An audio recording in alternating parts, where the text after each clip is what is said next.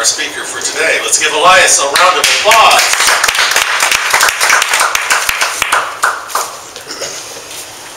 Thank you very much, Lynn. And briefly, I want to touch up on the ambassador situation. You know, Karen here is one of our ambassadors, so is Lynn, and so is Sal and myself. You know, what does that do for you? It gets you more exposure. And you can go to your friends and say, hey, you know, I'm an ambassador for this fantastic organization where we truly care about helping people moving their business forward from the heart. Now, how would that sound, folks? Seriously, who wants more exposure for their business, right? Okay? So if you have an interest, come and see myself or Len or Sal or Karen afterwards, and then we'll give you more information on that. So, like Len said, now it's time for our featured speaker, and who knows what the tradition here is at the GNA. Karen, what is our tradition here? He has to go all the way in the back. We send our featured speaker all the way to the back, David Currie, J. David Currie. Not Joker, right? So all you have to do is go right there, David. You don't have to go too far back. I don't think the camera's going to reach that far. Can you reach that far back there, Sal? Can you see David? Yeah, you're good right there. Okay, fantastic. And the reason why we send our featured speaker all the way to the back is to give him a grand opening. Welcome him with all of our love and admiration. So we can welcome them with all of our love and admiration. Give Rick Craig a big round of applause for that. And we also do that because we want our featured speaker to make that grand entrance, right, David Currie? So the reason why I'm introducing David is because I've pretty much known him here longer than most of us have. I'm going to tell you all the story briefly how I met David Currie. I met him at a successful thinkers event that I used to be affiliated with and used to help run over a year ago in Foster City. And it was really great because, you know, David was going back and forth at that point. He was shutting down one of his practices and moving his business over here to the peninsula. And I would see him every few weeks. He would run in and out, but he would always take the time to come and say, hey, Elias, how you doing? I'm almost there. I can't wait to start coming back and do some more networking. I love your attitude and fun style and all that, right? And then later on, you know, it was later on the year, which was last year, David started coming to our San Bruno events. And now David is also one of our co-ambassadors for the San Bruno GNA chapter, so give him a big round of applause for that.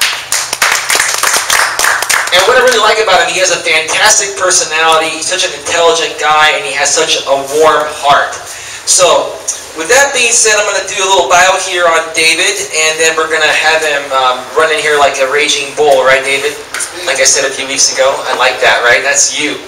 So, okay, so David Currie, he's a weight loss and more wellness coaching person. That's the name of your business. And this week's meeting, David will be discussing the sugar epidemic, diabesity, what you need to know to be healthy. Very interesting subject, right? Who's here today because you're curious to hear about that subject? I know I heard a lot of feedback about that. Okay? So, why guests should listen to David's message? Our diets are killing us. A growing number of Americans have become addicted to sugar. Wow, really? Leading to a continuum of ill health from high blood sugar to diabetes and obesity. A new disease is emerging that is both preventable and curable, diabesity. You need to know what to do now to save yourself from the ravages of ill health and the path of destruction you are causing by what you put in your mouth. Your life will never be the same after you hear why diet anything is making you fatter and putting you on the fastest lane possible for diabesity and why you need to get off that path immediately. David is here to speak the truth about health and wellness based on his 30-plus years of experience. So without further ado, I'd like you all to please stand up and rise to your feet. Please stand up and rise to your feet and give a big warm GNA welcome to David Currie! It's all yours, my friend. Welcome to San Jose. Thank you. I love that introduction. I want to turn my board here. I want to make sure everyone can see this. Can you see from your direction? And can you see? Okay. Now, my dilemma is I'm right-handed, so I typically stand on this side to write with my right hand. So for you guys over here, I want to apologize in advance, and I guess I should hold this up to my mouth or you can't hear it. But let's see how we do. Okay, that's better. So first off, let me just give a real quick background for myself, and I do this because I want to come from a position of credibility so you understand who I am. So the first thing I want to say is that I'm not here today to convince you about anything.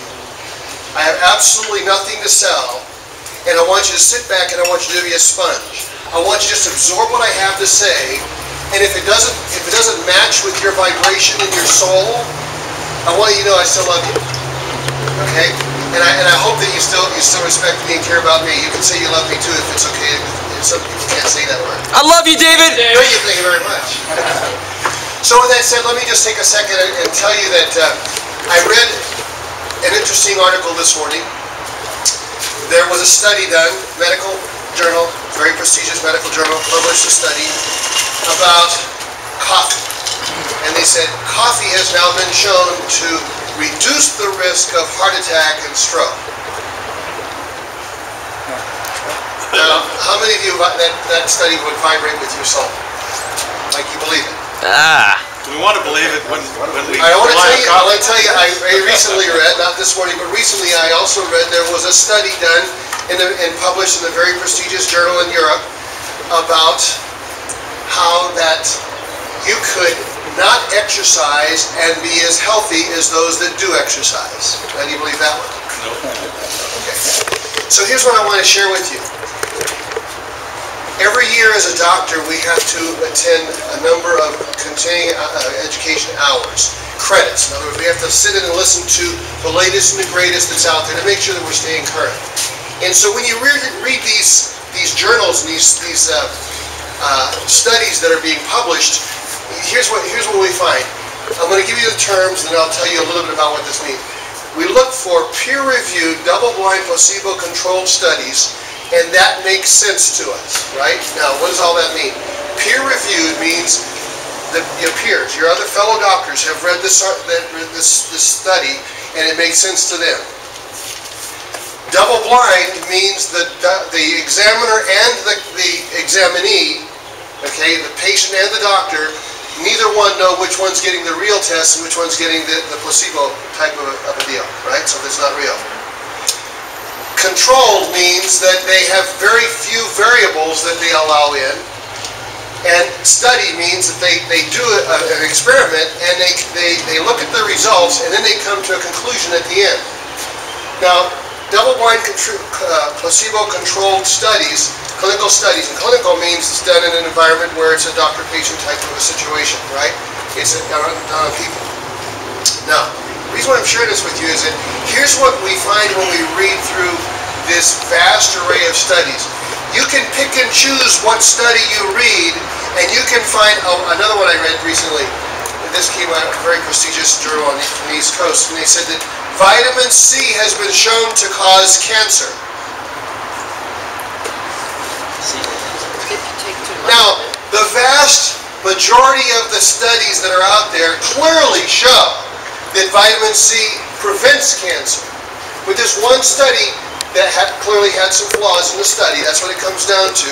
When you look at and you read through the abstract, that's the conclusion. Then you read through how they actually did this study, you find out, oh, there was some serious flaws in here. Like, they picked people who were about to have cancer anyway. They've led a lifestyle. They're overweight. They're highly stressed out. They're in toxic environments, and they give them vitamin C, and they say the vitamin C causes cancer. See, too many variables. That's not control. So the reason why I'm sharing this with you is that here's the biggest thing that you learn when you start to look through journal after journal and study after study after study. Here's what it comes down to. What we look for is we look for studies that show a consistent pattern, and something that is a strong correlation. They say that if you exercise, you're going to get muscles, and you get all these different studies that people who exercise and they get bigger muscles. And you say, okay, well, I think that's a pretty sound conclusion we can come to now. There's enough studies that have been done to show that if you exercise, you're going to get muscles, right? Are you following me? Oh, yeah. To death? Okay, remember I told you I'm not here to convince you of anything. And I definitely don't have anything to sell you. You can't sign up on anything that I have. Somebody said my company that I represent, and you can't sign up with me, okay? Just so you know, I'm not here to sell my business. I just want to share information. I want to share with you, I've been a doctor for 31 years. And I learned a few things along the way. And one of the things that I learned is that if you observe people, you can find out a lot about them. For instance, let me give you one real quick example. If you observe people when they eat, and you observe what they eat, you can, and you watch them, not just one meal, because if I watch and saw what you ate today, it might not be representative of what you eat every day, right? But if you watch what people eat, you can start to get a prediction of what they're going to look like about 10 years from now, considering their weight. And you can certainly get an idea of the likelihood that they're going to develop things like diabetes and obesity. So, and I look around and everybody says, look, everybody's looking at me now. No, nobody's looking at you, okay? So you may not have had anything to eat. So starvation isn't the way to lose weight. So I want to share with you some things today, and I want you to pay close attention because I'm going to share with you something that may astound you and it may surprise you. So the topic that I'm going to talk about today is sugar and the sugar epidemic. Now, the word epidemic is a key word there. It's not a good thing. So I want to share with you, so when we look at in medical studies, one of the things that we look at is we look at relationships and correlations. Now I want to just share a number with you. If I showed this number to you, 15% over time goes to 30%. Would you say that that's a trend? Yes. And if that period of time was 1980 to 2012. Would you say that's a pretty significant trend? Would you say that if we made some observations of some things that have happened between the years of 1980 and 2012 and tied them together with this, that might have some value for you? How about if I use a number like this, 30%, and over that same period of time, we said it's closer to 76%. And if we found that there was some things that were consistent between the years of 1980 to 2012 and made these numbers go from that to that and from that to that, would you say that that has some sound medical validity? Yeah. I'm leading you along a question that the answers are yes, okay? So if you're not following me, bear with me. So what is statistically the numbers? In 1980, 15% of the adult population here in the United States and Canada was considered obese. Today, 30% of the population in the United States and Canada is considered obese. Wow. Adults, we're talking from age 18 up, right? 30% of the adult population in 1980 was considered overweight. Now, 76% of the adult population is considered overweight. Wow. So the question when you see these trends, these are alarming numbers. These should make you start to shake and should make you really get concerned. There are similar trends in the world of diabetes. And I'm going to talk about diabetes in detail here in a little bit. And I need to get a 10-minute warning so that I know where I'm at with 10 minutes, and then I'll need a 5-minute warning. So Okay. Okay. How about you give me the 10-minute warning and you give me the 5 minutes? Or either way, it doesn't matter. Okay, so here's what I want to share with you.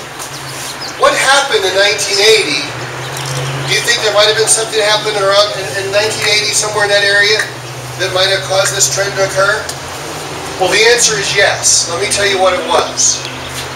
We started switching from sugar to high fructose corn syrup, which is about 30 times sweeter by volume. High fructose corn syrup. That's the first thing. Second thing is they started introducing as diet products artificial sweeteners, because you see they recognized that sugar was a problem back in 1980.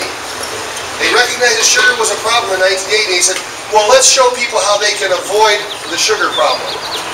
So they started introducing high fructose corn syrup, which means that you don't see the sugar anymore, because it's now so many grams of sugar, but it's corn syrup. Okay? Yeah. And anything that says syrup in it, anything that says corn in it, is corn syrup. High fructose corn syrup. Okay? And they also started developing diet products, quote-unquote diet products, and introducing fake sugars in, so they're lower calories, right? So let me tell you what an interesting observation. Remember I told you earlier, I said, you can learn a lot about someone and how much logic their brain really does have. by observing them, and one of the things I observe is what they eat. I want you to know, if you ever go and have a meal with me, like at a networking event, or maybe we go on a lunch together or one-on-one, I want you to know I watch what you eat. Oh yeah. And I'm going to tell you the truth. I'm being straight with you. I'm telling you, not because I think you're weird or nothing like that. And not because I'm passing judgments, and I'm a doctor. It's just like, I help people with back problems. If I see somebody can't turn their head this way, but they can turn their head this way, I ask them, how long has that neck been bothering you so you can't turn this way? See, I observe these things. That's what doctors do, right? So one of the things that I've observed for a number of years, I want to share with you a couple of things, and maybe you'll think I'm talking directly to you. And by the way, I need to ask you for your permission. And I need you to be really honest with me, because based on your answer, I will guide the rest of my talk. Would you like me to candy coat what I have to say to you, or can I just tell it to you the way it is? You can sugarcoat it. You can sugarcoat it, Len Walter. You're so funny, Len. Yeah, I know that one was a joke. So, all right. So if I have your permission, and I asked you for your permission, so you can't take it back. I already asked you. It's like asking a girl for a date, And then she says, "Well, I was just kidding." So I want to kick her in the shins. No way, of course. But you get the idea. So I ask you for your permission, because I'm going to say some things now, and as I talk, you may think I'm talking directly to you. It's not intentional. I want you to know it's not intentional. So I apologize to you in advance. If you think that I'm talking to you directly, and if I embarrass you or insult you, I apologize to you in advance. But I asked you for your permission, so now I'm going to tell it to you the way it really is. I've observed a long time ago, how many of you have ever gone to McDonald's? Okay, by show, I think 100% of us can say, I used to be a manager at McDonald's. I'll be truthful. Really? I used to be a manager. Yeah, I was a manager at McDonald's way back before I was drafted into the military. Wow. Well, actually, after I got out of I guess it was while I was in Indiana. But it was in Anchorage, Alaska, and I was a manager at McDonald's. And one of the things that taught us is that we have no new customers. Everybody's been here once before. That's why they teach you and train you, right? So one of the things that I observed when I was working at McDonald's and observed in similar environments is that people will come in and they'll order a Big Mac, a large fry, and a Diet Coke. I'm like, why? Why? If you want to gain weight, if you're an average size adult, if you want to gain weight over time, eat somewhere between 2,000 and 2,500 calories a day, consistently for your lifetime, and you will gradually gain weight. You're not going to become a porker, get that around 3,000, and you'll gain weight quickly. Do that daily, okay? But here's what I observed. So interesting phenomena. So the other thing I noticed is that I got divorced in 1995, settled my divorce in 1997, and I didn't like myself for a while.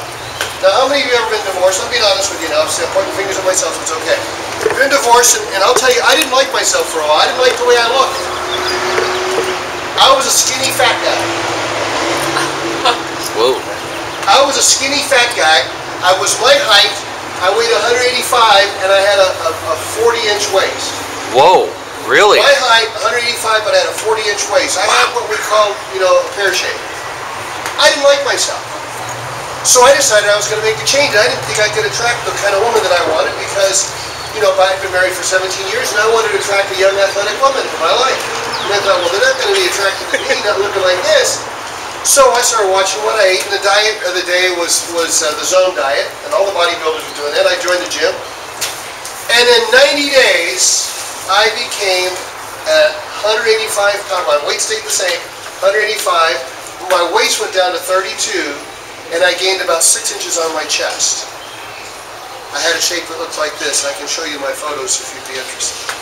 Oh yeah. I entered a national bodybuilding contest. I was a national bodybuilding contest. Entered my photo, my before and after pictures, my 90-day transformation, and I was in the top 10 nationwide. Okay? Now, I'm not saying that to you to impress you. I'm just telling you that in 90 days you can do some pretty amazing things. Sal, how much weight have you lost in the last 2 weeks? 20 pounds. Okay? Wow. So this is a great program. All anybody who does this, because I can tell you what it did for me. When I changed my body, I felt so much better about myself. My business, my life was going down in the pooper and the drain. And when I made that change, suddenly, because I liked myself a lot more, I became a lot better person. My business started to grow, and I eventually attracted, you know, in time, the wonderful person I have in my life today. Now, I'm about 20 years older than Elias, so he told you how old he is, so you can kind of guess how old I am. I'm about 20 years older than him. I have 4 grandchildren, 1 on the way. We have a 3-year-old daughter. All right. Now, I hope you're happy for me, because a lot of people, Grandpa, I have a 3-year-old. You know, I said, well, you know what? I don't have to do that. I get to do this. You want to talk about? Listen, I'll tell you what. You know what the story for anti-aging is? You know how you get younger? Find a lady about 11 years younger than you and have a baby with her. When you're in your 50s. I'll take that advice. When you get in your 50s. So no, yeah. I'm just joking. But anyway, so here's what I want to share with you. The epidemic that I'm about to share with you is this. With this whole idea of Coca-Cola and diet drinks and all that, I'm going to show you something here. I want to show you a glass that I have, and in this glass is 10 teaspoons full of sugar. 10. Now, Rick, would you just pour some water in there and maybe put a little lemon in it? And you want to have a great drink? Yep. Folks, that's what's in 1 can of Coke. 10 teaspoons of sugar. Who would think about having that much sugar in a drink? 12 ounces. Nobody. I mean, your right mind would have, you know, a cup of tea and put 10 scoops of tea. I mean, would you? I can't imagine. Now, if you drink the large one, the big size, That's huge. this is a 64 ouncer. Okay, you can get those now. And when you go to the movie theater, you can get a 64 ounce Coke, right? 53 teaspoons of sugar in 1 container, 64. Now, who would drink that? Who would have that much sugar all at once? Right? This is 50, by the way. This is 50 because I leave out a little bit of room for the ice, right? There's some ice in there. That's 50. Now, who would think about doing that? So what's the problem? Can I just say one thing? If I remember correctly, 1 teaspoon of sugar is 15 calories, so that would mean that's 750 calories in sugar alone right there, right? Absolutely. That is Yeah. incredible. And if you get confused on now what they're doing is what the FDA, Drug Administration, have done. They've cleverly learned how to disguise sugar. Now I'm not here to preach conspiracy.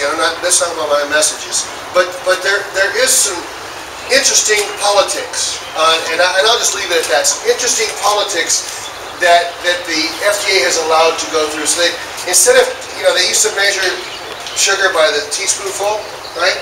Now it's measured, if you notice, by grams to confuse you. How many of you ever traveled to a different country who had different money denominations, right? And you're like, you have to convert that back to 474 grams in 1 pound. Yeah. How many grams of carbs in 1 teaspoon of sugar? Do you have any idea? 6. So when you see something that has so many grams, just divide that by 6, and that'll tell you how many teaspoons of sugar. I can relate to teaspoons. The numbers are too big with grams, right? Go to Mexico and start buying pesos. Blow your mind. How many pesos is $1? You know, I don't know. Does anybody have any idea now? I haven't been to Mexico for a while. Len Walter? No? Well, it doesn't matter, but I mean, it's a huge number. Right? It used to be like 1,000 or something. I mean, it's like, the number is so ridiculous. You know, you spend, I mean, you know, anyway. Let's do you Google get the idea? So let me just describe for you. And I'm going to talk to you about diet drinks. Let's talk about diet food, okay? So people who have a problem with their weight, they start watching what when they eat? Calories. The number of calories. And so they think that, and we've been led to believe that that's the way to go. Watch your calories. We've been led to believe that's the way to go. So what happens is we order these low-fat foods. So let me tell you what the process is when they take a food, a whole food, a natural whole food, and they make it low-fat. They take the fat out, and the fat has taste. It's what gives that very substance its taste.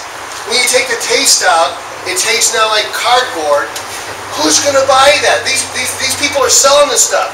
So what they have to do, and we're all business people, right? If you're in the business and you realize that if you take the fat out, people aren't going to buy it because it tastes like cardboard, what do you want to do? You want to change the taste. So guess what they put in to make it taste better? Sugar. Absolutely. So you think there's a conspiracy there? You can call it a conspiracy whether it's conscious or not, it really doesn't matter.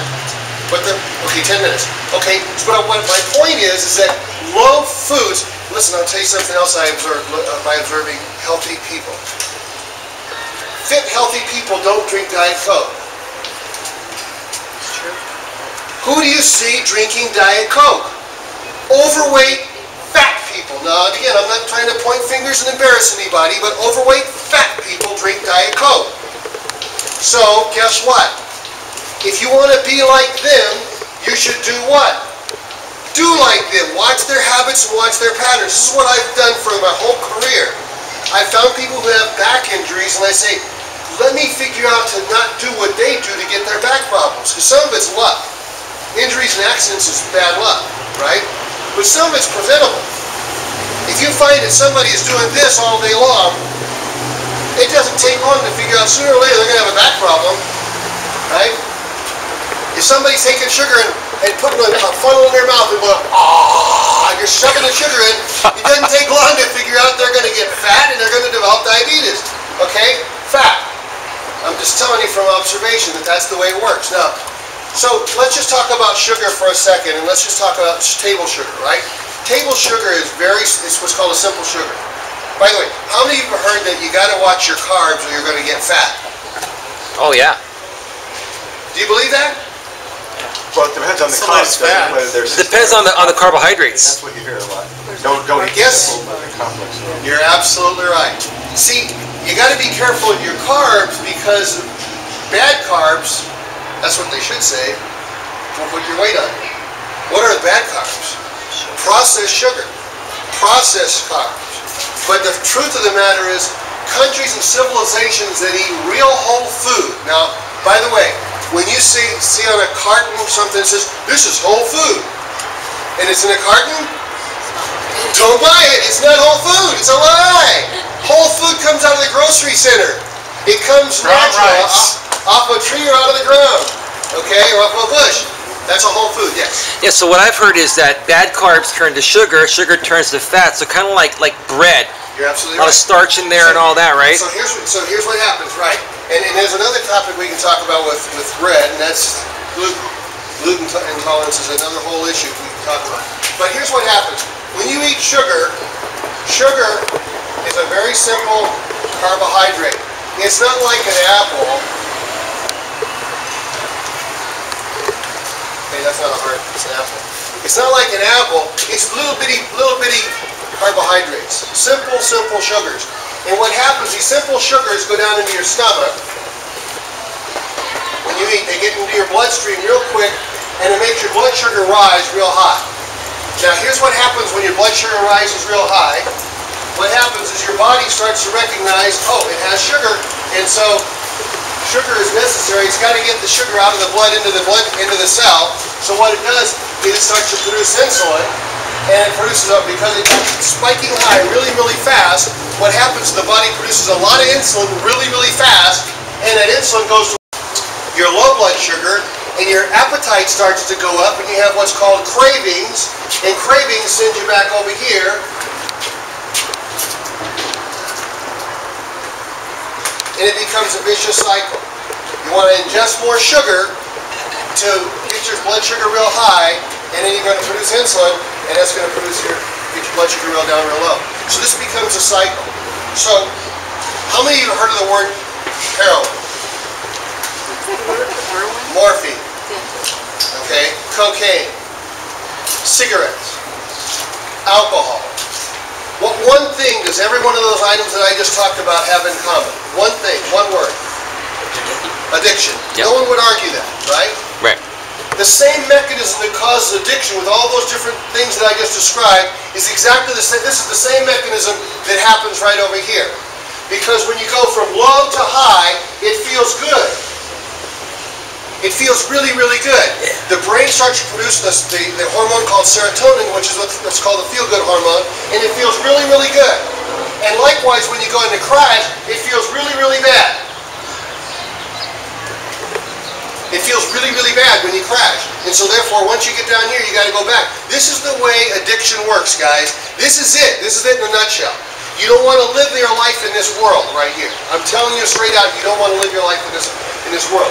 So here's what you do want to live. You want to have a life that looks like this.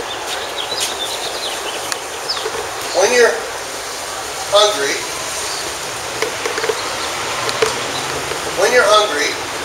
let's just start all over. When you're hungry, your stomach needs to eat bigger pieces with fiber and with a protein source.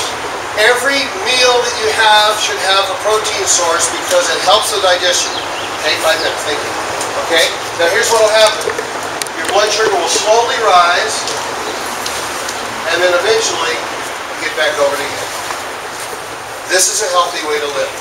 All right, now let me talk a little bit about diet sodas. Okay, Diet Cokes. Now I want you to pay real close attention to me because the last 5 minutes I'm going to talk about the most important thing I have to talk to you about today.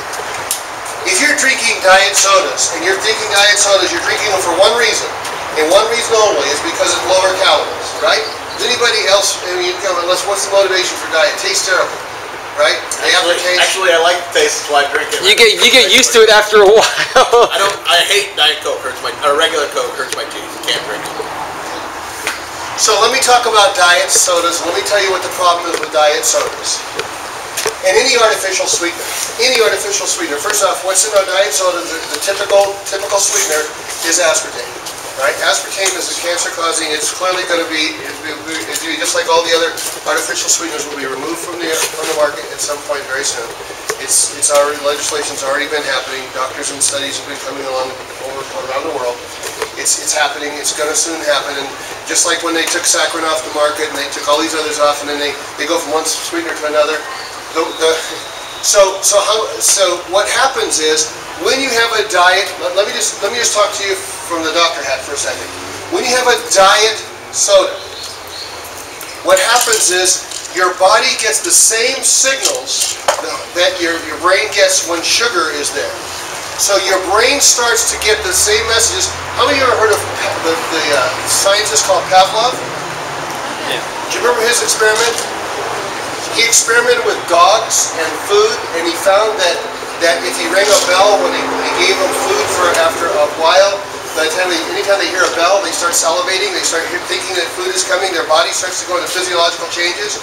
That's exactly what happens with sugar. Now the problem is that we've been raised on sugar, and we get off of sugar, we start drinking diet sodas, and so no sugar, but our brain, the mere thought or sight of sugar, this is a fact, and I'll give you the resources if you like. The mere thought or sight of sugar starts to cause the production of insulin already. So here's what happens. When you have a diet soda, your brain starts to get the message that sugar's on its way, but there's no sugar. It starts to produce barrages of insulin, exactly the same way as if there was sugar, but there's no sugar. So you get this higher level of insulin, and eventually you develop what's called insulin resistance. So then, even when you have sugar, you never gets resolved. So here's what it comes down to. I'll cut to the chase and tell you what happens. Here's what it really comes down to. If you want to have a take-home point here, here's what diet sodas do. They raise your insulin, but they don't solve the craving that the insulin is there for. So it causes you to stimulate your appetite to want more diet sodas. And so the challenge is that people who drink, it does two things. People who drink diet sodas, they get high level of insulin, they eat more calories in the end because it's not the diet soda, but they have an appetite to kind of keep eating. They can't stop thinking about food. Let's just be really straight about it. I can't stop thinking about food. That's why fat people who drink diet sodas get fatter and fatter and fatter, and they can't change it. They can't change the pattern because they're the last ones to recognize, like everyone who's addicted to anything, they're the last ones to recognize, I have the addiction. You can point your fingers at other people, easy, but you can't point it back. I've been smoking for 30 years. I can't even breathe, but I don't have a problem. They're the last person to recognize that their body stinks from smoking. And if I insult you and embarrass you because you're a smoker, you stink. I'm just going to say it, because nobody else. I have the microphone, and he hasn't yanked my cord. He hasn't pulled the plug out yet. Okay, no, I shouldn't have said that. That's, You're absolutely right, though. well, I shouldn't have said that because there might be a smoker, and so you can tell me off later. I need help. Okay. But the truth of the matter is it's people who. So here's the other problem. The other problem that people have that have diet sodas, they have the addiction. They got to have more diet, and they get their brain starts to perceive, I don't like the taste of sugar. I like the taste of this. Just like an alcoholic starts to convince himself, I don't really care. I like the taste of wine and alcohol. I like that taste. I like that taste of burning something down my throat. That alcohol. I like that feel. Okay, they're the last ones to recognize that they have an addiction. So here's what the take-home point is. The take-home point is this: we have lived our life on sugar, and you can't help it. It's just the way our society here has been. And you can't take someone who's addicted to something and just get them called cold turkey. It's almost impossible. Talk to anyone who's ever been in the addiction world and treating people with addiction and recovery. It's almost impossible. They got to get them off of one thing onto something else. They get them off of sugar onto some artificial sugar and so forth and so on. By the way, how many of you think stevia is good for you? That was my next question. Stevia. Someone call it stevia. Stevia. It's a natural sweetener. How many think it's good for you? It's an artificial sweetener. It's not pure. It doesn't come out of the ground like that. It's ground up and it's separated. So it's a step. The only difference between stevia and aspartame is it doesn't cause cancer. It caused the same diabetic problem as any other artificial sweetener.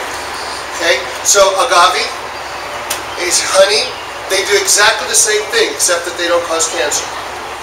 Honey, I have to admit, I did some more research and it pointed out to me. Helen Christman and I. Helen called you out online, David. She called me out on that. Listen, that's the way doctors should be, right?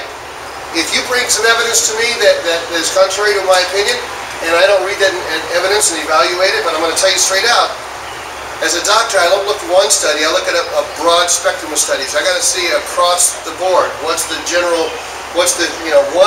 is revolutionary, and it may or may not be skewed towards one person's opinion or something they're selling. Understand? So, here's what I recommend. Start to think about when you go to the grocery store, where should you shop? Around the periphery. If you shop around the periphery, you're going to eat the healthy stuff. You start going down the aisles, you start buying it in a box. If it has a label on it, it shouldn't be on the table. That's a good statement to listen to. If it has a label, it shouldn't be on the table. So should you shop at Trader Joe's? Stay on the periphery of Trader Joe's and you'll be fine. Okay? Because, listen, they have less bad stuff in their aisles, but it's still bad. Bad is bad. It's just bad or better, right?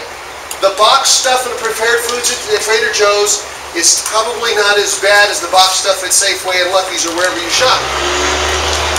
But it's still boxed, it's still prepared, and it has packaged stuff. So with that said, I hope that I shared this enough with you to get you to start to think. All I really want to do, I'm not here to convince you. I just want you to take a look. If you're hooked on diet sodas, you'll be the last one to admit you're hooked on diet sodas. I sit at a networking event once a week with somebody, and I'm appalled to see for breakfast they have diet soda. And I bring it to their attention without embarrassing, insulting, and said, I'm concerned about you. I care about you because I'm a doctor, and that's what doctors do. I love you, I care about you. I'll only say it, as many times until you tell me, shut up! Don't say it again. When she tells me to shut up and don't say it again, I'll quit. But I try to say it with enough love and care that she's listening. And you know what? Sometimes you have to just repeat yourself to friends. I sound like a broken record, but when I talk to my patients, I know if they're hurting themselves because they do this all day long, sooner or later they're not going to be able to turn like that. They're going to turn like this. So It's just the way it works. So, anyway, I'm Dr. David Currie. It's been a pleasure to be a speaker today for you. If I have time, I can introduce some questions. If not, it's been a pleasure and have a great day. Yeah, come see David afterwards if you have any questions, because we need to kind of wrap things up here. We're running a little behind today because we started late.